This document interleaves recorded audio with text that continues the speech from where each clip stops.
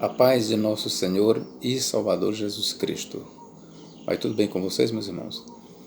Eu começo este vídeo com esta pergunta: quantos tronos haverá na eternidade para a Trindade? Ora, visto que a Trindade se compõe de Pai, Filho e Espírito Santo, haverá 3 tronos na eternidade: um trono para o Deus Pai, um trono para o Deus Filho e um trono para o Espírito Santo. De acordo com o Dr. Dake, nas suas notas, ele diz que na eternidade nós vamos ver 3 pessoas. Prestai bem atenção. De acordo com o Dr. Dake, da Bíblia de Estudo Dake, ele diz que na eternidade nós veremos 3 pessoas assentados em 3 tronos distintos. Os nossos olhos verão o Pai, verão o Filho separado do Pai e o Espírito Santo separado do Pai. Bom, o Dr. Dake, ele ensina que a Trindade, ela é física, ou seja, que fisicamente, visivelmente, fisicamente, de forma palpável, nós vamos ver o Pai, o Filho e o Espírito Santo, 3 pessoas distintas. Agora, aqui é onde está a questão, irmãos. Será que essa forma trinitariana ensinada pelo Dr. Dake, de fato, ela é o que a Bíblia apresenta sobre a Trindade? Eu sou o professor Nathaniel Mendes de Castro e você é muito bem-vindo a este canal. E é sobre esta questão que nós vamos falar. Quantos tronos haverá na eternidade para a Trindade? Haverá realmente 3 tronos? De fato, veremos 3 pessoas, Pai, Filho e Espírito Santo? Eu convido você para lermos em Apocalipse capítulo 22, versículo 1 e 3. Então me mostrou o rio da água da vida, brilhante como cristal, que sai do trono de Deus e do Cordeiro. Versículo 3. Nunca mais haverá qualquer maldição. Nela estará o trono de Deus e do Cordeiro. Bom, eu começo aqui a mostrar para vocês que o livro do Apocalipse, onde nós estamos lendo aqui, ele apresenta um trono, ok? Um trono. João, ele fala no trono, no singular, no trono de Deus e do Cordeiro. No hebraico ou no grego nós temos tu, tronu, tu, teu, kai, tu, arniu, o trono de Deus e do Cordeiro. Então veja que a tradução literal do texto grego, de fato, é o trono de Deus e do Cordeiro, ou do trono de Deus e do Cordeiro. Vou repetir a leitura no grego. Ektu, tronu, tu, teu, kai, tu, arniu, do trono de Deus e do Cordeiro. Então, na visão de João, na visão do autor do Apocalipse, é mostrado na Nova Jerusalém um trono. E este trono, ele é chamado o trono de Deus e do Cordeiro. Então, daqui, meus irmãos, eu já posso logo responder a pergunta e lhes assegurar que na eternidade, quando Cristo vier, quando entrar a eternidade, só haverá um trono de Deus e do Cordeiro. Ok, meus irmãos? Bom, mas vamos aqui fazer algumas retrospectivas. Antes eu quero dizer o seguinte: não importa como você veja este trono. Talvez você diga, professor, mas não se trata de uma visão literal. Ok? Não vou entrar neste mérito, neste particular. Professor, é um trono literal. Também não vou entrar neste mérito. O que eu quero dizer é o seguinte: tanto faz ser um trono literal, a visão ela pode ser tomada de forma literal, ou também pode ser tomada de forma figurada, simbólica. O certo é que, quer se tenha aqui em vista um trono literal ou figurado que represente algo, o certo é que nós temos um trono. Repito, nós temos um trono. Então aqui já está respondida que na eternidade nós veremos um trono apenas. Ok, meus queridos? Agora vamos para Apocalipse 3, 21. Olha o que diz aqui. Apocalipse capítulo 3 e versículo 21.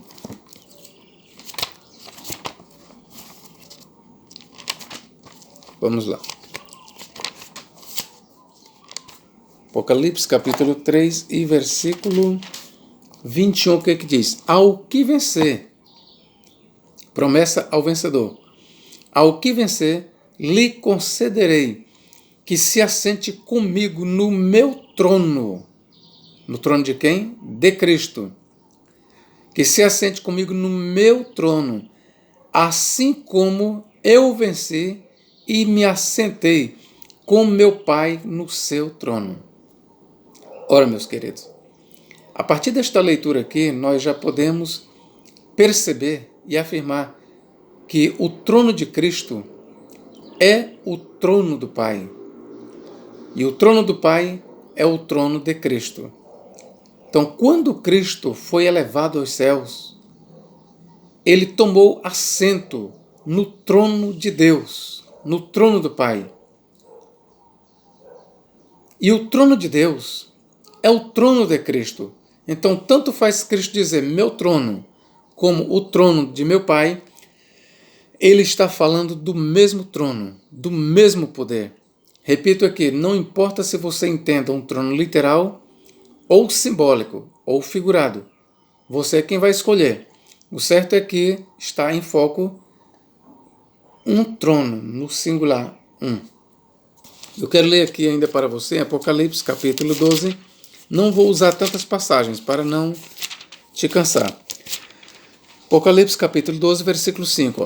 E deu à luz um filho, um varão que há de reger todas as nações com vara de ferro. E o seu filho foi arrebatado para Deus e para o seu trono. Ora, aqui está em foco o momento em que Cristo foi elevado aos céus. 40 dias depois da sua ressurreição, ele foi elevado às alturas e tomou assento à destra de Deus. No trono de Deus, ele se assentou. Ok, meus irmãos? Então, sempre se fala em um trono. Nunca, em momento algum, se fala em dois tronos, mas apenas em um trono. Agora, como? Você pergunta, professor? Ok, o Senhor já mostrou que é apenas um trono, que será visto na eternidade. Mas não se trata da Trindade, Pai, Filho e Espírito Santo? Pois bem, meu irmão, de acordo com alguns intérpretes, eles dizem que realmente será apenas um trono, mas este trono ele será tão grande, tão largo, que caberá o Pai e o Filho. Eles vão explicar, de acordo com o que lemos em Apocalipse, capítulo 22, versículos 1 e 3, ele diz que realmente ali aparece um trono e que a simbologia ou a visão de João está baseada nos tronos orientais que eram bem largos, de sorte que, pela sua largura, pela sua extensão, caberia mais de uma pessoa. Então, o que esses intérpretes explicam é que realmente trata-se de um trono literal, um trono bem largo, que caberá o Pai e o Filho à sua direita. Ou seja, com essa explicação, perceba que muitos trinitaristas, quase que todos, eles ensinam e eles entendem que na eternidade, no mínimo, nós vamos ver duas pessoas separadas, distintas, uma assentada à destra do outro. Nós vamos ver o Pai assentado e todos os olhos verão, e vamos ver também o Filho à direita do Deus, o Pai, assentado. E aqui continua a minha pergunta, irmãos. Sobre o trono, nós já decidimos que é apenas um trono. Mas esta explicação de um trono extenso, largo, que cabe mais de uma pessoa, será que o Novo Testamento realmente ensina isso? Uma trindade física, corporal, onde os nossos olhos verão o Pai e o Filho, e de acordo ainda com o Dr. Dake, um terceiro, o Espírito Santo. Agora eu me lembrei, irmãos, que eu li numa nota de rodapé, na Bíblia, e o autor ele perguntava, bem, nós vamos ver o Pai e vamos ver o Filho, assentados, vamos ver. E o Espírito Santo, onde se encontra? Aí na nota responde, o Espírito Santo estará nos remidos. Ora, meus irmãos, esta resposta, ela não faz sentido de acordo com o que nós lemos no Apocalipse. Não faz sentido. É óbvio que o Espírito Santo estará nos remidos, na igreja. Ora, mas assim como eu posso ver o Espírito Santo na igreja, o que me impede de eu ver o Espírito Santo na pessoa do Pai e na pessoa do Filho? O que me impede?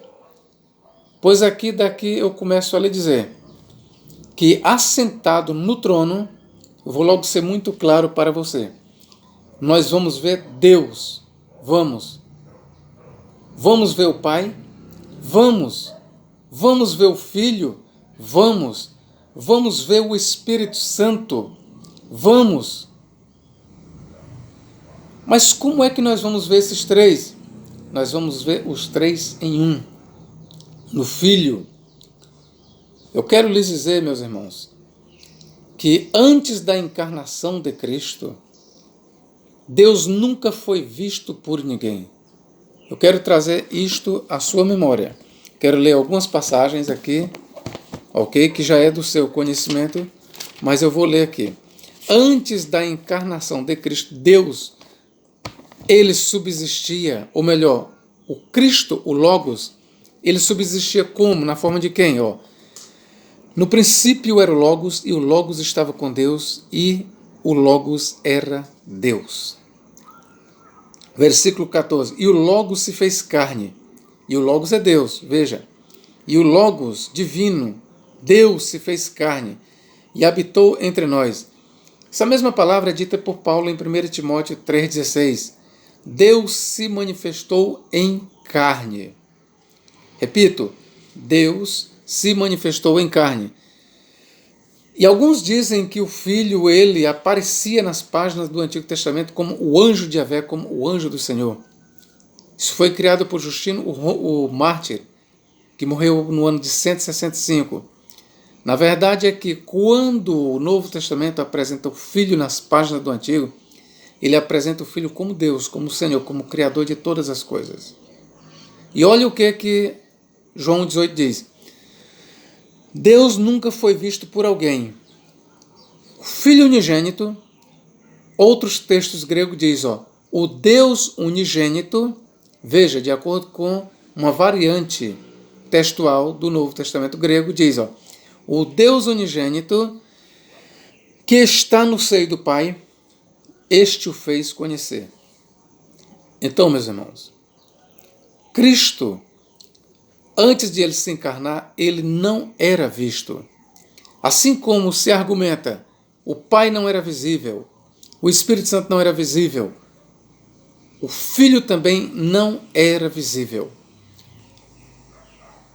O único momento em que a divindade Deus se tornou visível, palpável, foi na encarnação do Logos, na encarnação de Cristo. Repito, antes da encarnação não havia três pessoas visíveis, palpáveis, distintas. Como professor, exatamente antes da encarnação de Cristo, entenda bem, não havia três pessoas físicas separadas que os anjos viam, uma no trono, outra noutra e outra noutra. Isso é uma distorção teológica da verdadeira doutrina da Trindade que está na Bíblia. O que existia antes da encarnação de Cristo era Deus, era o Senhor, era o Todo-Poderoso, era o Espírito Eterno, era o Espírito de Deus, era a sabedoria de Deus. Era isso que existia antes da encarnação. Deus, de acordo com o Novo Testamento, ele se fez visível, ele se tornou palpável, ele foi visto dos homens e dos anjos. Veja bem, apenas depois ou a partir da encarnação de Cristo. É só você ler 1 Timóteo 3,16, que é somente na encarnação de Cristo que Deus, que é Cristo, foi visto pelos anjos e pelos homens. Eu quero ler aqui para você em 1 Timóteo 3,16. 1 Timóteo 3,16. Olha o que diz aqui. Evidentemente grande é o mistério da piedade. Deus se manifestou em carne, foi justificado em espírito, contemplado por anjos. Contemplado por anjos. A primeira vez que os anjos contemplaram a Deus foi quando ele se manifestou em carne. Pregado entre os gentios, crido no mundo e recebido na glória. O texto deixa bem claro que a primeira vez em que os anjos contemplaram a Deus foi na encarnação do Logos. Ok, meus irmãos? Então, fiz questão de fazer essa retrospectiva para que você venha a entender a conclusão deste vídeo. Eu quero ler para você mais aqui, outra passagem aqui. 2 aos Coríntios, capítulo 5 e versículo 19, o que diz? Isto é, Deus estava em Cristo, reconciliando consigo o mundo, não lhes imputando seus pecados, e pôs em nós a palavra da reconciliação. Veja que o apóstolo Paulo diz que Deus estava em Cristo. Atos 20, versículo 28, diz que Deus comprou a igreja pelo seu próprio sangue. Agora eu pergunto, quem foi que derramou seu sangue no Calvário? Foi o Pai? Não. Foi o Espírito? Não. Foi o Filho? Sim. Logo, o apóstolo Paulo está declarando que o Filho é Deus. Quando ele diz Deus derramou o seu sangue e comprou a sua igreja com o seu próprio sangue, aquele Deus ali é Jesus Cristo. E entenda, antes da encarnação de Cristo, Deus nunca foi visto por ninguém, por nenhuma criatura. E se você insistir, mas o anjo de Yahvé era Deus.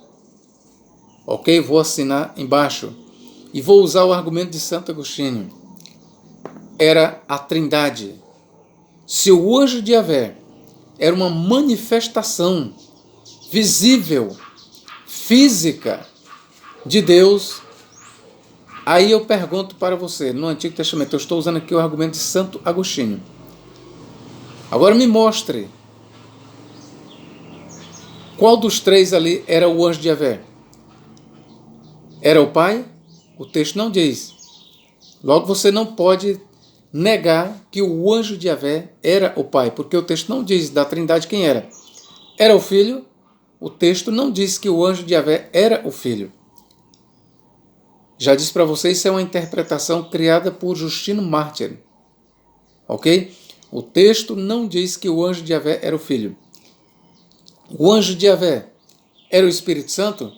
O texto não diz. Também o texto não nega. Logo, ainda continuo aqui com o argumento de Santo Agostinho. A manifestação, ou seja, o anjo de Yahvé, ele pode ser uma manifestação do Filho, como pode ser uma manifestação do Pai e até do Espírito Santo. Se o anjo de Yahvé é uma manifestação de Deus, então tenha em mente que o anjo de Yahvé é uma manifestação da Trindade. E entenda que a Trindade ela não é palpável, ela não é visível, ela não é separável. Onde se vê o Pai, se vê o Filho e se vê o Espírito Santo. Onde está o Pai, está o Filho e está o Espírito Santo. Essa é a verdade. Se alguém provar que o anjo de Yahvé é Deus, o máximo que ele vai provar é que o anjo de Yahvé é Deus. Agora, daí, ele mostrar que o anjo de Yahvé é o Filho, mas não é o Pai, é uma coisa que ele não vai provar nunca. Ok, meu irmão? É uma coisa que você não vai provar nunca, que o anjo de Yahvé é o Filho, mas não é o Pai. Este argumento de dizer o Pai era invisível, o Deus que foi visto no Antigo Testamento, que foi visto pelos homens, era o Filho. Este argumento ele não tem base, nem no Antigo e nem no Novo Testamento, irmãos. Ok? Vamos aqui ler em João 14. João capítulo 14. Olha o que se diz aqui. Para que você entenda a relação entre o Pai e o Filho. Eu vou aqui incluir o Espírito Santo, ok? Visto que, de acordo com a Escritura, o Espírito Santo, ele é inerente ao Pai e ao Filho. Assim como o Filho é inerente ao Pai. O Espírito Santo é inerente ao Pai e ao Filho. Não se pode extrair em momento algum o Espírito Santo do Pai ou do Filho. Não se pode conceber essa ideia de que em algum momento existiu o Pai e não existiu o Filho. Da mesma forma, não se pode conceber a ideia de que o Espírito Santo não existia com o Pai e com o Filho em algum momento. Não. Os três são coexistentes. Em si, são inseparáveis. Olhando para um, você está olhando para todos. Como professor, olhando para um, você está olhando para os três. Porque os três são inseparáveis. Você está falando aqui comigo, eu sou corpo, alma e espírito. É só você ler em Hebreus 4:12 e 1 Tessalonicenses 5:23. O homem ele é uma tricotomia. Biblicamente falando, o homem é constituído de corpo, alma e espírito. Alma e espírito são coisas distintas. Não pense que alma e espírito é a mesma coisa, que não é. Assim como o corpo não é o espírito, assim também o espírito não é a alma. Daí, 1 Tessalonicenses 5:23 apresenta o homem como corpo, alma e espírito. Hebreus 4:12 apresenta o homem como corpo, alma e espírito. Então, quem está falando contigo aqui, você está vendo uma pessoa, você está vendo a minha matéria, mas saiba que eu sou corpo, eu sou alma e eu sou espírito. Está falando com você o corpo, a alma e o espírito. Da mesma forma, quem olha para o Filho, olha para o Pai e olha para o Espírito Santo. Professor, o senhor pode provar isso? Eu posso. E como posso? Vamos aqui para João 14, versículo 7 em diante. Se vós me conhecesseis a mim, também conhecereis a meu Pai. E já desde agora o conheceis e o tendes visto. Disse-lhe Filipe, Senhor, mostra-nos o Pai, o que nos basta. Olha a compreensão que Filipe tinha de Deus. Era uma compreensão física. Na mente dele, o Pai fisicamente poderia ser visto separado do Filho. Mas olha a resposta de Cristo. Vamos lá. Disse-lhe Filipe, Senhor, mostra-nos o Pai, o que nos basta. Disse-lhe Jesus, estou há tanto tempo convosco e não me tendes conhecido, Filipe. Quem me vê a mim, vê o Pai. E como dizes tu, mostra-nos o Pai.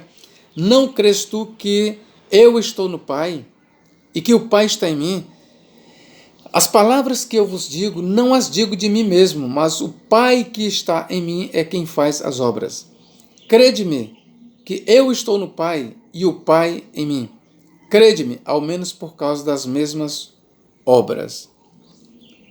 Está bem aqui, meu irmão. Tem como a gente ser mais claro do que Jesus foi? Não.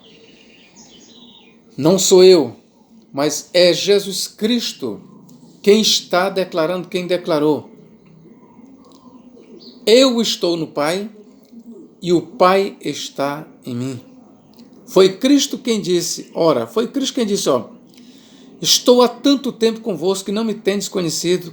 Quem me vê a mim, vê o Pai. E como dizes tu, mostra-nos o Pai. Não crês tu que eu estou no Pai e que o Pai está em mim? E é interessante a ordem. Primeiro Jesus diz, não crês que eu estou no Pai? Veja aqui que a afirmação de Cristo, ela traz por trás a ideia de preexistência. Não crês que eu estou no Pai?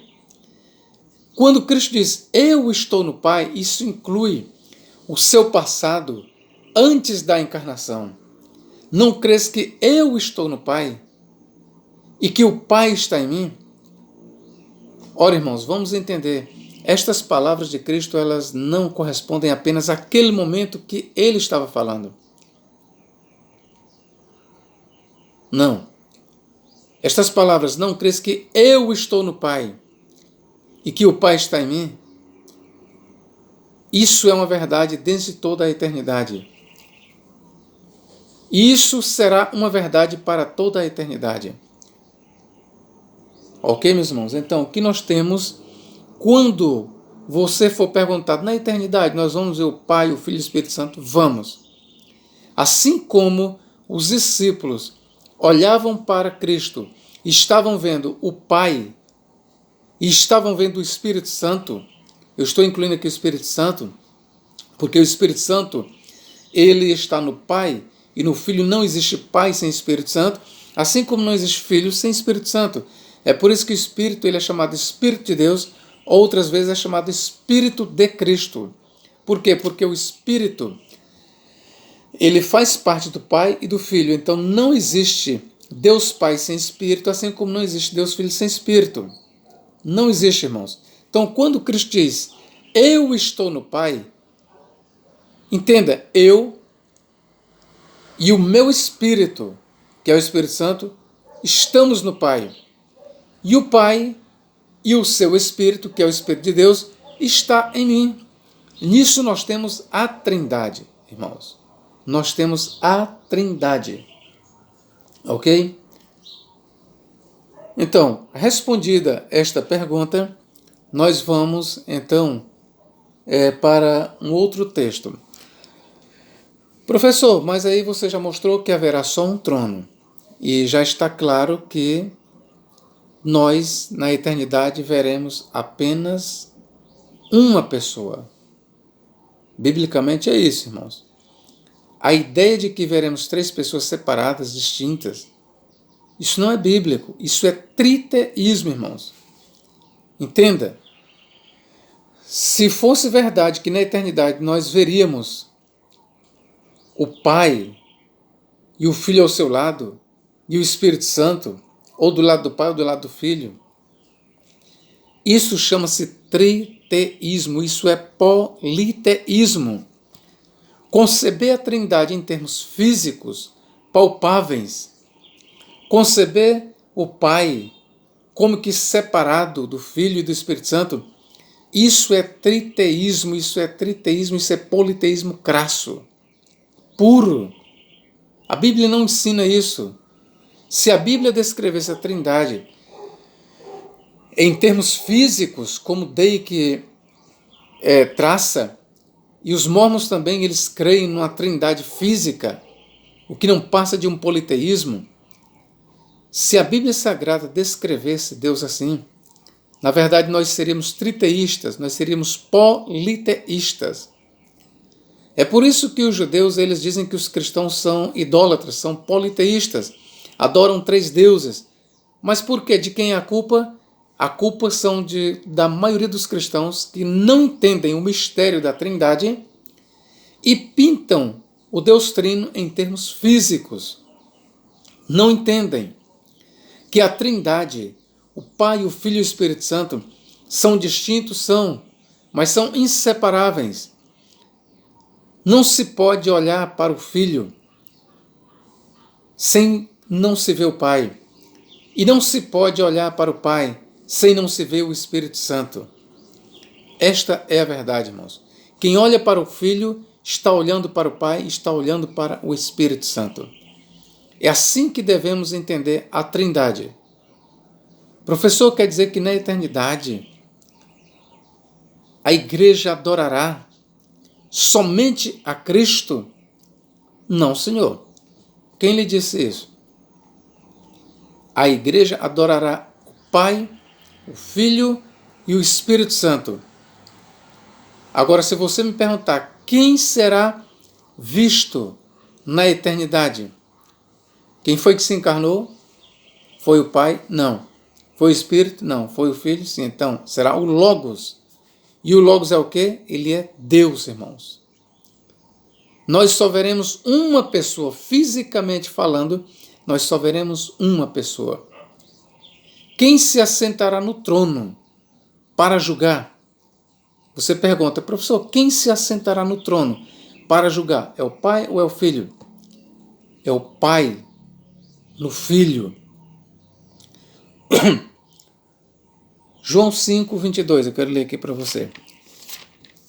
João capítulo 5 e versículo 22. E também o Pai a ninguém julga, mas deu ao Filho todo o juízo, para que todos honrem o Filho como honra o Pai. Quem não honra o Filho, não honra o Pai que o enviou. Está bem aqui, meu irmão? No juízo, quem julgará o mundo é Deus, o Pai, por meio do Filho. Está escrito isso também em Atos, capítulo... Vamos ver aqui, se eu lembro aqui. Atos, capítulo 17. Vamos ver aqui. Atos 17, 31. Porquanto tem determinado... Vou ler do versículo 30. Mas Deus, não tendo em conta os tempos da ignorância, anuncia agora a todos os homens em todo lugar que se arrependam. Porquanto tem determinado um dia em que com justiça há de julgar o mundo por meio do varão, que é Cristo, que destinou, e disso deu certeza a todos, ressuscitando dentre os mortos. Deus, irmãos, Deus, atente bem, Deus, em Cristo, estava reconciliando o mundo consigo, não lhes imputando as maldades. Está escrito em 2 Coríntios 5,19. Deus, em Cristo, se quiser ser mais específico, o Pai, em Cristo, foi visto pelos discípulos. Jesus falou, não crês tu que eu estou no Pai e que o Pai está em mim? Crê pelo menos por causa das mesmas obras. Eu estou no Pai e o Pai está em mim, Filipe. Deus sempre esteve em Cristo. Quando Cristo foi para o Calvário, Deus estava em Cristo. É por isso que o apóstolo Paulo, em Atos 20, 28, diz que... Eu vou ler aqui para você. Olha o que ele diz aqui. Olhai, pois, por vós e por todo o rebanho sobre que o Espírito Santo vos constituiu bispos para apacentardes a igreja de Deus, que ele resgatou com seu próprio sangue. Quem foi que resgatou aqui, de acordo com Paulo? Deus. Resgatou a sua igreja com seu próprio sangue. Logo, Cristo é Deus. E Deus é Cristo. Ok, irmãos? Esta é a verdadeira doutrina da Trindade. Então, quando João, no Apocalipse 20 e Apocalipse 22, versículo 1, ele diz, e vi um trono, e viu o trono de Deus e do Cordeiro. De fato, ele viu apenas um trono. Ele não viu tronos, ele viu um trono de Deus e do Cordeiro. E não vamos conceber essa ideia, essa explicação espatafúrdia, espantosa, de que João estava vendo ali um trono oriental espaçoso, que cabe o Pai e o Filho, quem sabe até o Espírito Santo, distintos, separados fisicamente. Isso não é bíblico, irmãos. O trono ali é apenas um trono. Deus é um. Olha o monoteísmo aí, olha a unicidade. Deus é um, só existe um só Deus. Existe apenas um Espírito, um Senhor, uma fé, apenas um trono. As coisas concernentes a Deus é única. É por isso que João disse, vi um trono de Deus e do Cordeiro. Professor, então quer dizer que quem está sentado no trono, no Apocalipse capítulo 20, que eu vou ler aqui para você, 11, e vi um grande trono branco, e o que estava sentado sobre ele, de cuja presença fugiu a terra e o céu, e não se achou lugar para eles. Professor, então quem está sentado aí é o Cordeiro? Sim, meu irmão. Não é o Pai? Também. Professor, e o Espírito Santo? Está também, meu irmão. Repito, eu sou uma tricotomia, eu sou corpo, alma e espírito. Nós somos a imagem e semelhança de Deus. A relação dentro da Trindade é como se a Trindade fosse um homem, corpo, alma e espírito. Vou apenas ilustrar aqui, olha. Deus eu vou aqui traçar nos moldes de um homem. Deus, vou comparar aqui como que ele seja um homem. Então, quem é o corpo? É Cristo. Quem é a alma? É Deus, o Pai. E quem é o Espírito? É o Espírito Santo. Nós temos aí, ó, corpo, Cristo, alma, o Pai, e Espírito, o Espírito Santo. Veja que a tricotomia, há uma correlação entre a constituição do homem e a constituição divina. O Deus único, o Deus verdadeiro, o Deus onipotente, Criador de todas as coisas, ele não pode ser visto em parte, em pedaços. Assim como também você não pode me ver em parte, em pedaços. Eu sou três, mas você apenas vê um. Deus, a Trindade, são três pessoas, Pai, Filho e Espírito Santo, mas você nunca vai ver os três separados. Nunca. Nunca. Você vai ver apenas um. Um Deus, um único Deus. Você apenas vai ver o Filho. E no Filho você estará vendo o Pai. Foi Cristo quem disse. Professor, mas esta declaração de Cristo é válida apenas para aquela época. É você quem está dizendo. É você quem está dizendo. No princípio era o Logos, e o Logos estava com Deus, e... Continue. E o Logos era Deus. É a Bíblia quem diz, no princípio era o Logos estava com Deus, e o Logos era Deus. Vou repetir. No princípio era o Logos. 1. O Logos estava com Deus. 2. E o Logos era Deus. 1. Irmãos, o Logos é Deus e Deus é o Logos. O Filho é Deus e Deus é o Filho. Mas não confunda. Eu não posso dizer e não podemos dizer o Filho é o Pai e o Pai é o Filho. Assim como não podemos dizer que o Filho é o Espírito e o Espírito é o Filho. Ou o Pai é o Espírito e o Espírito é o Pai. Não. O Espírito Santo é o Espírito Santo, o Pai é o Pai, o Filho é o Filho. Mas o Espírito Santo está no Pai, assim como o Pai está no Espírito Santo. O Espírito Santo está no Filho, assim como o Filho está no Pai.